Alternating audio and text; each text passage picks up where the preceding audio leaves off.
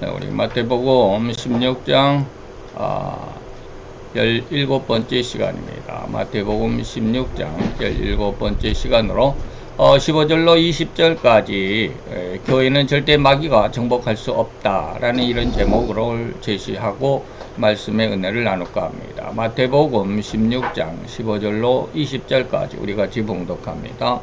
가라사대 너희는 나를 누구라 하느냐? 시몬 베드로가 대답하여 가로되 주는 그리스도시요 살아계신 하나님의 아들이시나이다. 예수께서 대답하여 가라사대 바요나 시몬아 내가 복이 있도다. 이를 내게 알게 아니는 혈육이 아니요 하늘에 계신 내 아버지시니라. 또 내가 내게 이르노니 너는 베드로라. 내가 이 반석 위에 내 교회를 세우리니 음부의 권세가 이기지 못하리라. 내가 천국 열쇠를 내게 주리니 내가 땅에서 무엇이든지 매면 하늘에서도 매일 것이요 내가 땅에서 무엇이든지 풀면 하늘에서도 풀리리라 하시고 이에 제자들을 경계하사 자기가 그리스도인 것을 아무에게도 이르지 말라 하시니라. 아멘.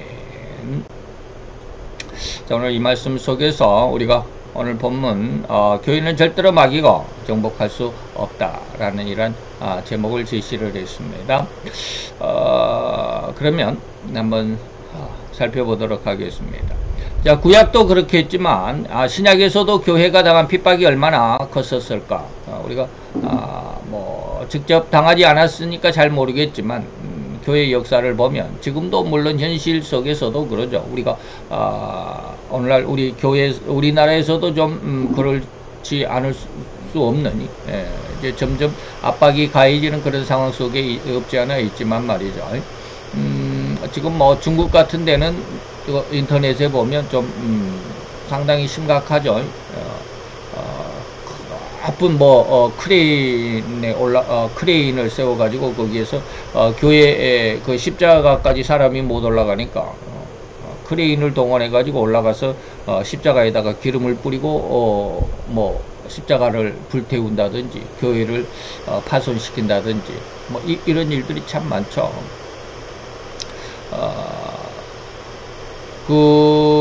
뭐라 그럴까, 유물주의, 무신론주의자들은 그 중에 특별히 가장 대표적인 게 공산주의라고 그랬는데, 공산주의는 하나님을 거역하죠. 신이 없다라는 것이죠. 그렇기 때문에 아주 강력하게 반대하는, 오늘날도 그렇지만 우리가 실로 상상조차 불가능할 정도로 엄청난 핍박이었으며 환란이었다라는 사실을 우리가 부인할 수가 없죠.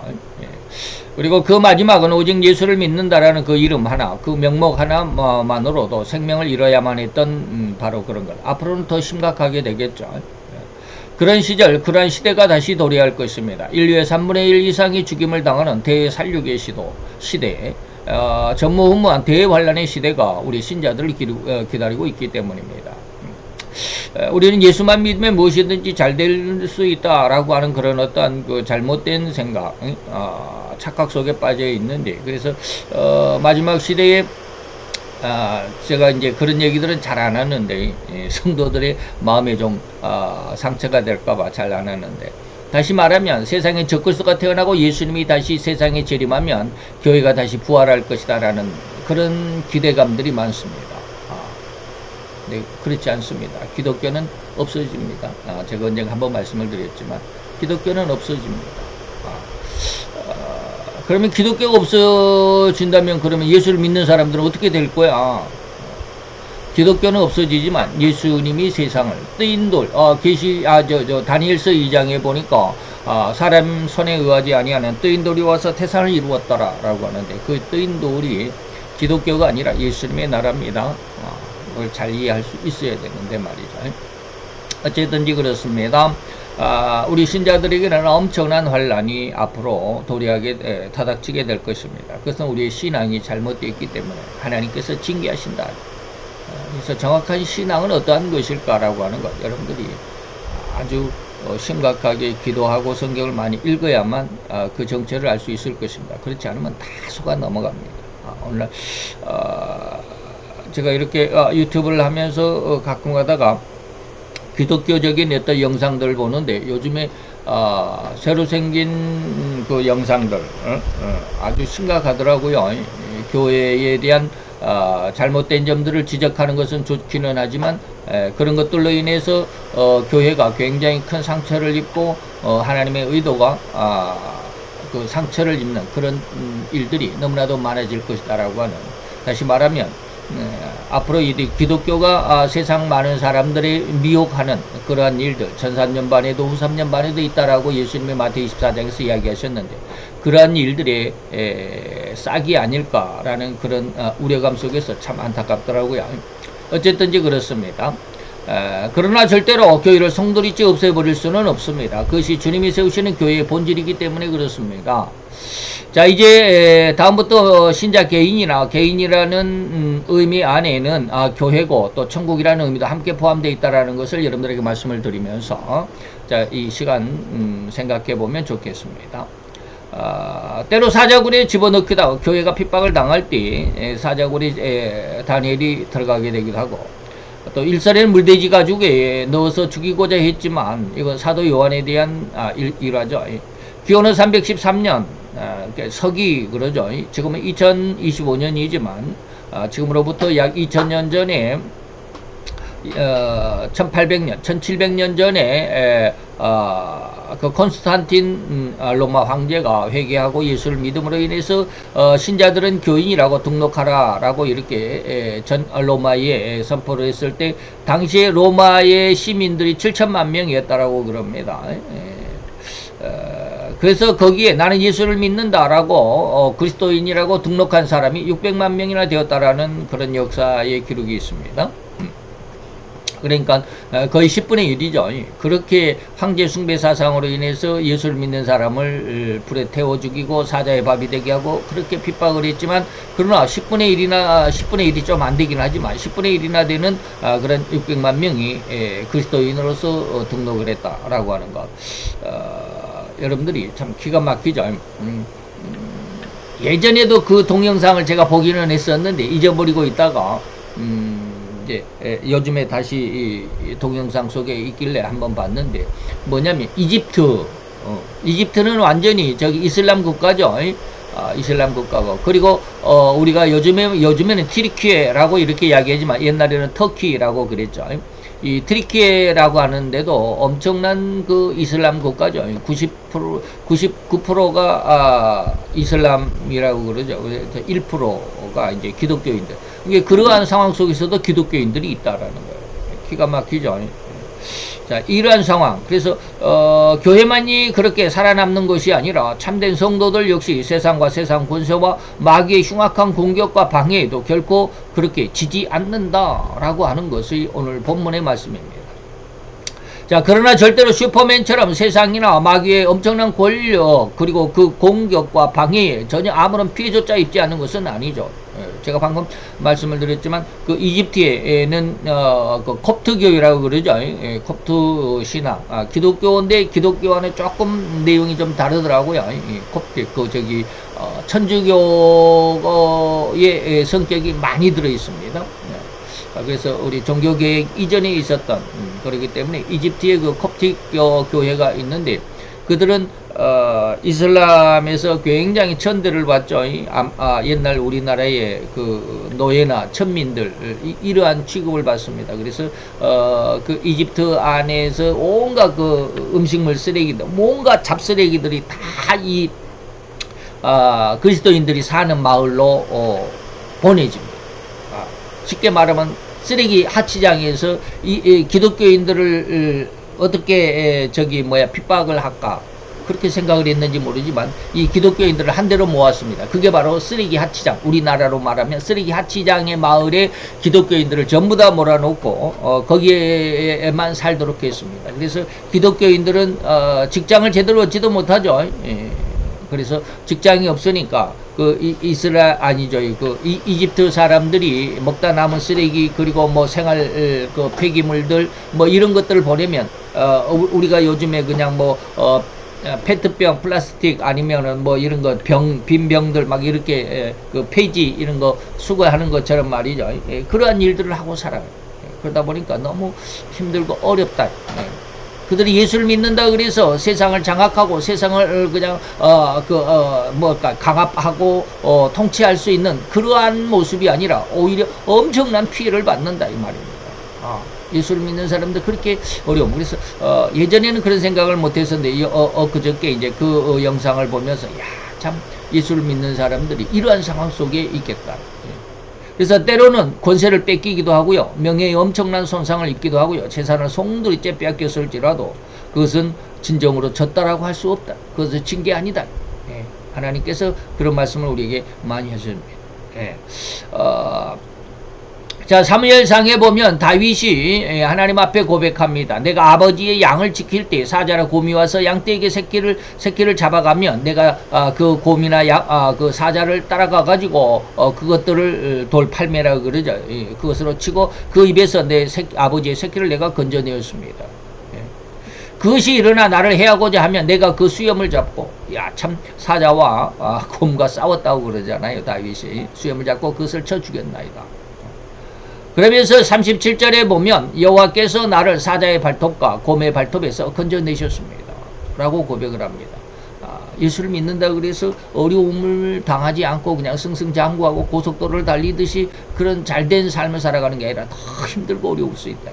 그러나 그 힘들고 어려움 속에서도 이겨낼 수 있다.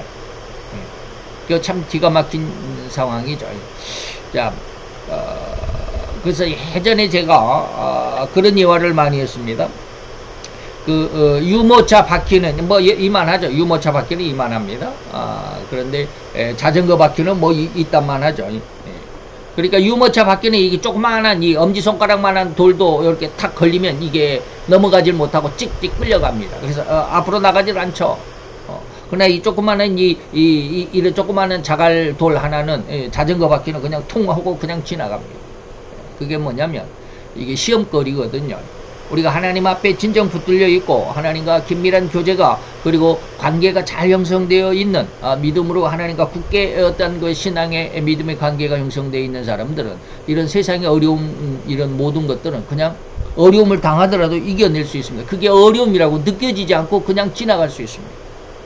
그러나 하나님과의 교제가 밀접하게 연결되어 있지 않고 관계가 형성되어 있지 않으면 그 어려움 그대로 다 당합니다. 너무 힘들고 어렵습니다. 지나가기는 하지만 똑같이 지나가지만 그래서 이런 모습들이 너무나도 힘들고 어려운 상황이다. 많은 사람들이 그렇습니다. 어제도 옛날 우리 저기 뭡니까 각 지역마다 아주 그 유명한 식당들 이렇게 쭉 찾아오는 그런 그 텔레비 프로가 있었는데 그 상황 속에서 전라도 담양인가요 보니까 그 불고기를 엄청나게 잘하는 그런 그 3대째 100년이 넘는 3대째 그런 아주 유명한 집이 있더라고요. 그런데 그 어머니가 뭐라고 그러느냐면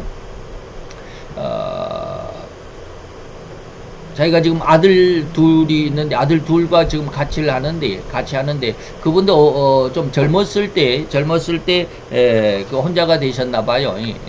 그 아저씨가 일찍 돌아가셨는지 그래가지고 그 어려운 상황 속에서도 그 엄청난 일들을 다 하면서 아이들을 잘 키워왔다라고 하면서 뭐라고 그러냐면 나는 힘든 줄 몰랐다라고 이렇게 이야기합니다. 힘들다라고 생각하면 내가 어떻게 일을 해왔겠느냐라고 이렇게 말씀을 하시는 그 내용이 있었는데 바로 이것입니다. 우리가 우리 내 자녀를 위해서 내가 이렇게 힘들고 어려운 일을 할 때는 그게 힘든 줄 모릅니다. 그 힘들다라고 생각하지 않습니다. 그러나 그 상황이 정말로 힘들다라고 느꼈을 때는 오히려 그 힘든 상황을 이겨내기가 너무 더 어렵겠죠. 똑같은 어려움인데도 불구하고 바로 이것이 우리가 이기는 신앙이다 라고 이렇게 봐야 하는 것입니다.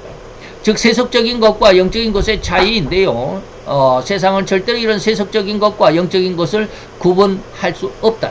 세상은 이 영적인 것을 구분할 수가 없습니다. 이런 세속적인 것들로만 세상은 기준으로 삼고 그것을 세상 법칙으로 삼으면서 그 세상 법칙으로만 세상 모든 만사를 해결하는 잣대로 삼기 때문에 이런 같이 어려움을 당하지만 그 사람은 능히 이겨내는 어려움이라고 생각지도 않는 이러한 모습들 그런 의미나 그런 능력을 전혀 세상은 생각은커녕 눈치조차 칠 수 없는 그런 상황입니다. 그 세속적인 기준과 법칙으로만 판단하고 규정할 뿐이기 때문에 영적인 것의 가치를 분간할 수도 이해할 수도 없다라고 하는 것입니다. 그래서 로마서 8장에 보니까 육신의 생각은 하나님과 원수가 된다. 그래서 이는 하나님의 법에 굴복지도 아니할 뿐 아니라 할 수도 없다. 하나님의 법을 전혀 알지도 못하고 그러기 때문에 그것을 이해하지도 못한다. 그렇기 때문에 예수를 안 믿겠죠. 이해한다면 어떻게 예수를 안 믿을 수가 있겠습니까? 그 콥틱 이집트의 콥틱 교회의 목사님이 한 분 계셨는데 그분이 뭐라고 그러냐면 나도 이슬람의 세상 속에 태어났다.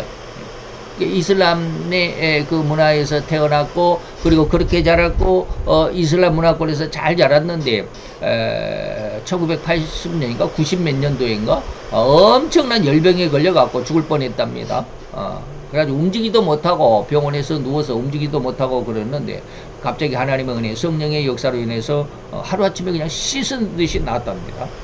그래가지고 하나님이 계신다.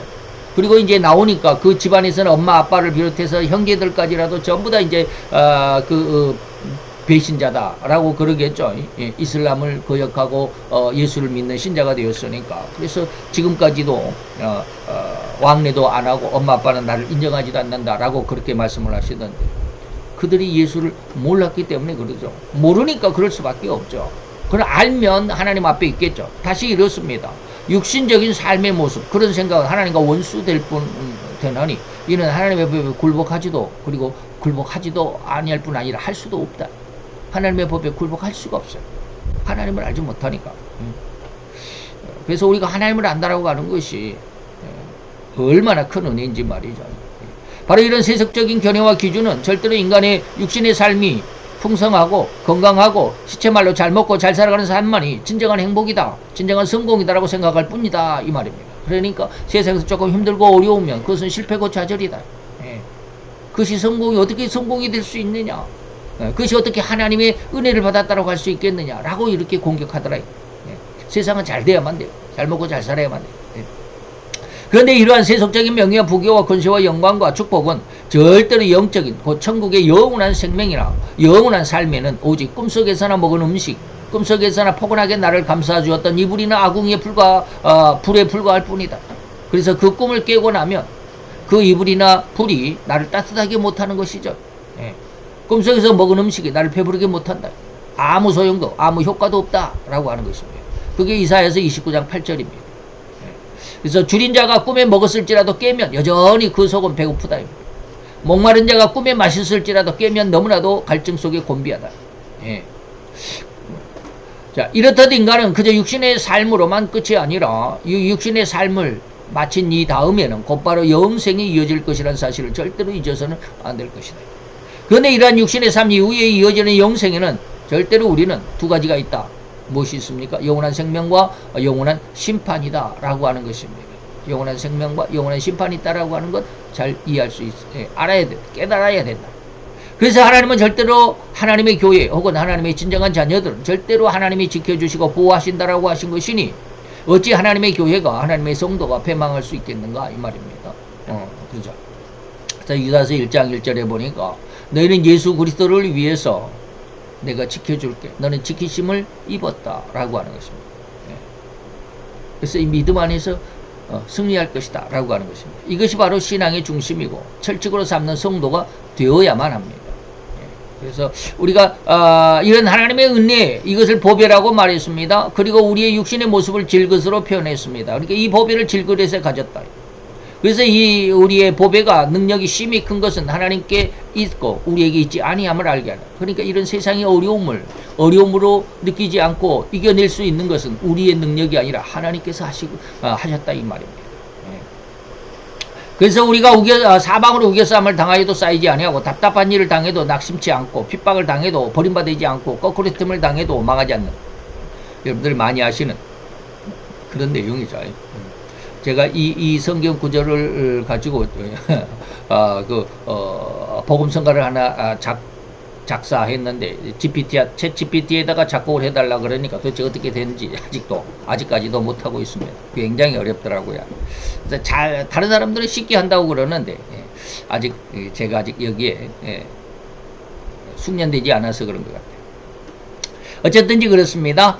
자, 교회를 성도를 지키시는 하나님, 그래서 결코 멸망도 패망도 하지 않을 교회, 성도인데 반면에 이렇듯 교회를 성도를 고통스럽게 하며 방해만 하는 당사자들에게는 절대적인 하나님의 징계가 친히 하늘로부터 내릴 것임을 천명하신 것까지 우리는 잊지 않아야 된다. 그래서 예수를 믿는 사람들을 고통케 하며 괴롭게 하는 것 좀 곤란하다 이 말입니다. 그것이 로마서 1장 18절입니다. 그래서 하나님의 진노가 너희에게 직접 하늘로 쫓아 직접 나타난다. 다시 말하면 불의를 가지고 진리를 막는 사람들의 모든 경건치 않는 그 마음과 그리고 그 불의, 그리고 그들의 행동, 그들의 언행심사 모든 것에 하나님의 진노가 나타난다. 곧 하나님은 절대로 세상에서 인간이 보복하는 것, 곧 심판하는 일을 맡긴 적이 없다고 선언하신 것이기 때문입니다. 그러니까 우리가 스스로 너가 어려우면 네가 직접 심판해라 그렇게 하나님이 하시지 않았다. 심판은 다 내게 있으니 내게 맡기고 너는 오히려 그 사람을 위해서 기도하고 원수를 위해서 기도하고 그들을 위해서 축복해라. 여러분들 잘 아시죠?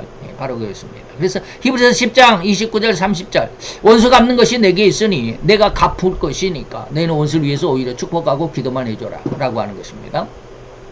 자, 우리나라에는 윤리적인 면을 강력하게 인간 삶의 중심으로 삼고 있기도 합니다. 그래서 우리가 유교라고 하는 그 기반이 우리나라의 기반이죠.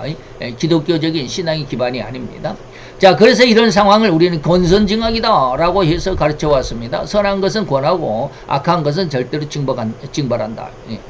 자, 이런 상황을 우리가 정치적으로 한번 적용해 보겠습니다. 2024년 작년 12월 6일 26일 현재 그러니까 지금으로부터 한 6개월 전이죠. 6개월 전. 지금은 이제 상황이 많이 바뀌었지만 그렇다고 해서 사실이 바뀐 것은 아닙니다. 세월이 바뀌었다고 해서 상황이 바뀌었다고 해서 진리가 바뀐 건 아닙니다. 그래서 말씀을 드리는 겁니다. 이거 원고 그 자체 6개월 전에 써놨지만 그대로 자, 민땡당은 거대 있자야지 당기가 뭐 자, 거대의 당이라는 이점을 무기로 삼아서 온통 정부와 여당이 하고자 하는 일을 방해하고 자기들의 마음에 맞지 않는다고 자기 당의 대표를 수사하고 재판에 넘겼다고 해가지고 수사하는 검사장들을 탄핵하기도 하고 좀 그랬죠. 정부의 장관들을 탄핵한다고 해가지고 윤석열 대통령이 집권한 2년 반 동안에 무려 22명 이상을 탄핵시켰습니다. 장관들 22명을 탄핵시키기도 했죠. 그래서 안 된 지금 이제 결정 나가지고 그 탄핵이 불발된 사람들이 많기도 하고 그랬습니다. 지금은 22명이 아니라 좀 더 늘었을 것 같은데 30명 가까이 될 것 같은데 정부가 요청한 예산을 통째로 삭감하기도 했습니다. 사후장 그런 거 있었습니다. 여러분들 찾아보면 아마 알 수 있을 것입니다. 그래서 엄청난 악한 일을 자행했던 그런 상황이었습니다. 게다가 더 큰 불의는 대통령을 탄핵해가지고 자기 당의 대표가 엄청난 죄악으로 수사 중 재판 중인 상황일지라도 조기 대선을 치러가지고 대통령으로 만들겠다는 누구나가 다 할 수 있는 이 엄청난 불의를 자행하는 상황이기도 했습니다. 이제는 뭐 대통령이 됐지만 그러지만 사실이 진리가 바뀌지는 않습니다. 그러나 하나님은 절대로 이러한 저들의 흉악한 패거리 정치를 징벌하실 것입니다. 저들이 제 아무리 흉악한 악인이고 악인의 삶을 살아갈지라도 저들의 심성 속에는 절대적인 하나님의 형상과 모양이 들어있는 이상 그러한 하나님의 형상과 모양이 자기 스스로 심판하게 될 것이더라 이 말입니다. 지금 제가 뉴스를 요즘에는 하도 세상이 좀 추악해서 제가 뉴스를 보지 않습니다. 그래서 뭐가 세상이 어떻게 돌아가는지 모르는데 국무총리로 지금 지명이 돼 있는 사람이 아주 흉악한 왼쪽에 있는 사람들이죠. 왼쪽에 있는 사람인데 그의 소문이 지금 인터넷에 이렇게 저는 제목만 봤습니다. 몇 가지가 있더라고요. 아주 그런 사람들이 세상을 장악하고 그런 사람들이 자기가 욕했던 사람들을 다스리겠다라고 하니 참 가관이죠. 자, 이런 절대적인 법칙을 로마서 1장 19절에서 변할 수 없는 진리로 선포된 것이 아니던가 이 말입니다. 그래서 그들 속에는 하나님의 알만한 것이 저희 속에 이미 있다. 근데 그것을 그들은 알지도 못하고 깨닫지도 못하더라고요. 더기야 이러한 상황을 종교적으로 이제 한번 적용해 봅시다. 정치가 아니라 이제 종교적으로. 자, 오늘날 우리나라 자유대한민국의 기독교계 내에서 아무래도 대형 교회라고 하는 교회를 담당하고 있는 담임 목사들의 신앙 사상이 잘못되었다고 할 수밖에 없는 이런 상황이 너무나도 다분하다. 제가 방금 전에 교회를 지적하고 그러면 안 된다라고 그랬는데 저도 지금 어쩔 수 없이 해야 됩니다. 서울 송파에 있는 S교회가 있습니다. S교회는 여러분들에게 말씀드리지 않겠지만 S교회가 있습니다. 담임 목사가 송땡근 목사입니다. 근데 그는 자기 소개를 이렇게 교회를 시작을 합니다. 그 교회 제가 홈페이지에 들어가 봤더니 이렇게 써 있었습니다. 자기 교회 땡땡 S교회 땡땡 교회는 하나님께서 주인이 되시고 예수님께서 머리가 되시며 성령님께 이끌리는 교회입니다. 모든 성도는 그 안에서 연결되고 성삼위 하나님께서 충만히 거하시는 그분의 성전이 되어갈 것입니다. 기가 막히죠. 말로는 너무나도 정통적인 교회고 목회자라고 할 수 있습니다. 오로지 성경에만 몰입하라. 주사파가 뭐라 하든지 태극기가 뭐라 하든지 성경만 중심하라. 그렇게 주장하는 목사였습니다. 그런데 막상 그의 목회 현장에서는 하나님의 거룩한 강단에 이슬람 전문가 이 땡수를 세웠습니다. 그래서 강의를 했습니다.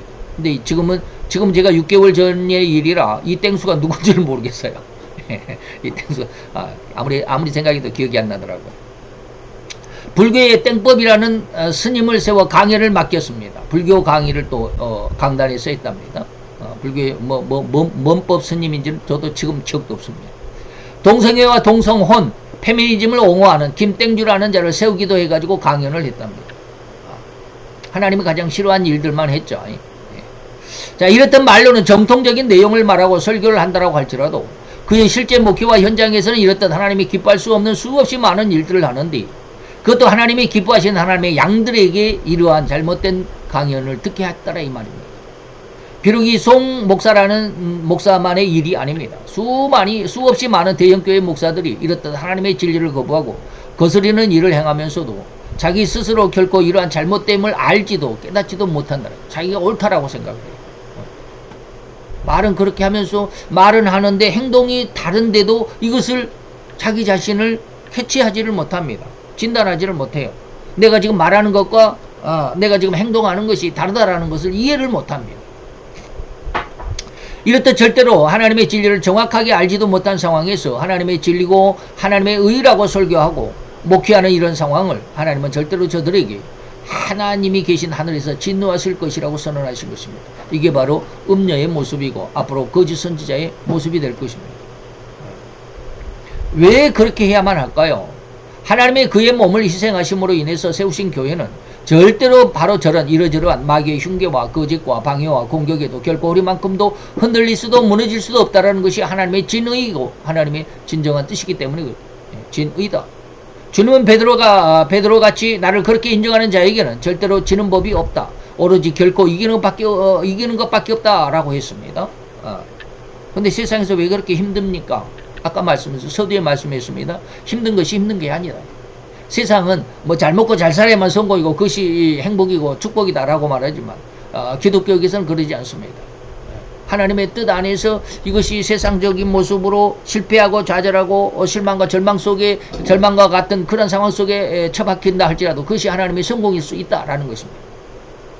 그래서 빌립보서 4장 13절에 사도 바울이 말합니다. 내게 능력 주시는 자 안에서는 내가 모든 것을 할 수 있다. 그것이 세상에서 볼 때 성공과 행복과 축복이라든지 아니면 세상에서 볼 때 실패와 좌절과 절망 망했다. 완전히 쫄딱 망했다라고 할 수 있는 그러한 어떠한 상황이 있었든지 나는 하나님의 능력 안에서 이 모든 것을 다 감당할 수 있다.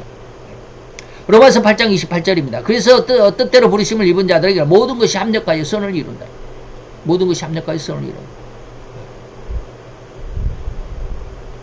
야곱의 11번째 아들 요셉이 승승장구했습니까? 처음에는 아주 그냥 완전히 나락으로 계속 나락으로 떨어지기만 했잖아요.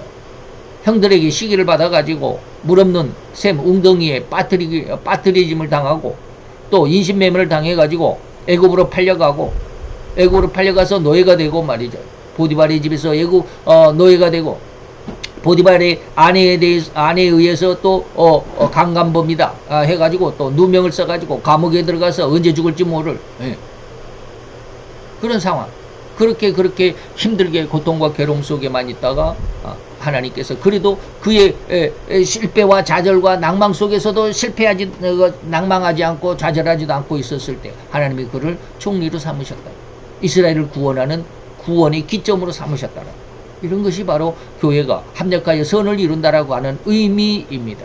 그래서 하나님께서 우리에게 주시는 그 모든 삶이 하나님의 뜻이 어떠한 것인가를 우리가 이해할 수 있어야 돼요. 그걸 들여다볼 수 있어야 돼요. 그래서 우리는 성도들은 하나님 앞에 순종이 아니라 복종입니다. 순종은 무슨 뜻이에요? 내가 그것을 알아가지고 그것을 이해해가지고 저 사람의 마음, 저 사람 내게 명령한 그 명령권자의 명령이 맞다 해가지고 내가 인정을 해가지고 그 일을 따라 행하는 것은 순종입니다. 근데 복종은 뭡니까? 나는 내게 명령한 명령권자의 명령이 내 마음에 안 들어요. 예. 저렇게, 왜 저런 말을 하는 거? 왜 저렇게 명령하는 겨? 왜 저렇게 시키는 겨? 라고 하지만, 내가 생각하는 것보다 저 명령권자는 틀림이 없어요. 그렇기 때문에 내가 지금 힘들고 어렵고, 명령을 내가 수행하려고 하면 내가 귀찮고, 내가 꼭 그 멸망할 것 같지만, 그러나 결과는 반드시 성공이라고 하는 것은 저 명령권자는 틀림이 없기 때문에, 그래서 복종하는 거예요. 내 마음에 안 들어도 저 명령권자는 진짜이기 때문에 그 말은 거역할 수가 없다. 그래서 따라하는 게 그게 복종이에요. 그래서 신앙은 우리 교계의 신앙은 하나님을 믿는 신앙은 순종이 아니라 순종도 있지만 복종입니다. 나는 하나님의 말씀이 정말 마음에 안 들어요. 왜 그러는 거야? 라고 하지만 하나님은 틀림이 없는 분이야. 그렇기 때문에 내가 힘들고 어려운 상황이라도 그 일을 하면 반드시 선이 이루어지는, 그러기 때문에 복종하는 거예요. 이것이 바로 교회고 그것이 바로 참된 성도의 길입니다. 이런 신앙인은 벌써 세상에 감당할 수 없다라는 거예요. 근데 이 신앙까지 성장해야 되는데 아직도 저는 여기까지 아직 성장을 안 해가지고 힘들고 어렵고 괜히 하나님 앞에 하소연하기만 하고 그런 상황입니다. 아직은 이 신앙이 성장해 가면 이제 완전히 쉽게 말하면 마음속에 천국이 들어와 버리면, 제가 늘 말하는 영성인이 되어 버리면 세상은 더 이상 그를 어렵게 하거나 힘들게 하지 못합니다. 자, 이것이 바로 감사한 것입니다. 결코 음부의 권세가 이길 수 없다라는 것입니다. 이것이 바로 교회의 특성입니다. 여러분들이 우리 신앙, 자기 자신의 신앙 속에 이 하나님의 은혜가 풍성하고 더 강력하게 기준이 되고 뿌리가 될 수 있기를 축원하며 권면해 드립니다. 기도합시다. 할렐루야. 주님, 오늘도 여호와의 귀한 은혜 마음을 감사드리나이다. 주의 영광 앞에서 오늘 이 시간 아버지의 교회에는 결코 음부의 권세가 넘보지도 무너뜨리지도 영향을 줄 수도 없다라고 하신 말씀을 기억하고 감사하며 하나님을 찬양하기를 원합니다. 아버지님, 우리 심령 속에 하나님의 영광을 바라볼 수 있는, 그리고 하나님의 귀한 말씀을 능히 순종할 수 있고 그 말씀의 의도 안에서 하나님과 동행하며 교제할 수 있는 귀한 신앙, 귀한 심성들로 변화되게 하여 주옵소서. 우리의 심령 중심에 하나님의 영광의 빛이 자리 잡게 하시고 하나님의 은혜와 하나님의 진리가 뿌리를 낼 수 있도록 주님 축복하여 주시옵소서. 오늘도 이와 이 귀한 은혜와 온종의 말씀을 감사를 드리며 예수 그리스도의 이름으로 기도하여 싸움나이다. 아멘.